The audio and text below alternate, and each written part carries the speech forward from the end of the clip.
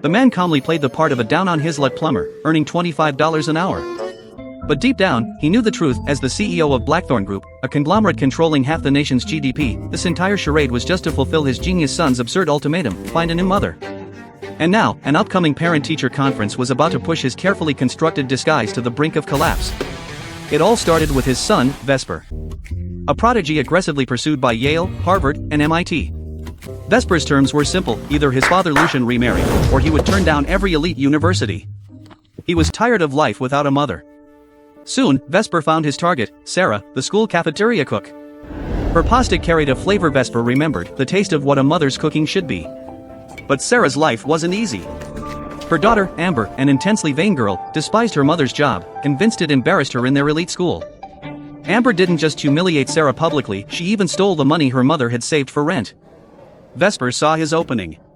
Using his inside knowledge, he masterminded a setup, a blind date between his father Lucian and Sarah. Lucian played his part flawlessly, a middle-aged man who'd just gotten his plumber's license and was still renting. Sarah, in turn, was candid about her struggles and her hope to find a dependable partner to share her life. Their mutual honesty, two people from the bottom rungs of society, quickly bridged the distance between them. Lucian didn't hesitate. On their very first date, he proposed to Sarah. He needed to fulfill his son's demand, fast. And Sarah? She needed a man who could offer stability. It was a match made in practicality. After the wedding, to keep up the act, Lucian swapped one of his own villas for a shabby dorm room with the school custodian. He moved into Sarah's new home. But cracks began to show. He couldn't find the place. He had no idea how to operate the smart curtains in his own mansion. Little things that left Sarah with a creeping sense of unease.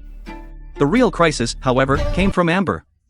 Furious that her mother had married a plumber and moved into a dump, she laid down the law. Sarah was absolutely forbidden from attending the upcoming parent-teacher conference. Amber couldn't bear the thought of her mother, wearing a cheap t-shirt, smelling of cooking oil, showing up in a room full of upper-class parents. Her daughter's cruelty stung Sarah deeply. Determined to save face for Amber, she resolved to buy a decent outfit. In her innocence, she thought Costco was as good as it gets. But Lucian, wanting to make it up to his wife, took her straight to a luxury boutique, one owned by his own Blackthorn Group. Disaster struck. The store clerk looked them over with open contempt, her words dripping with condescension, convinced they were just poor people who couldn't afford a thing. When Lucian picked up a dress with a $50,000 price tag, her mockery peaked. She sneered that even if he sold himself to a clinic, he still wouldn't make enough. Sarah wanted to leave, but Lucian had reached his limit.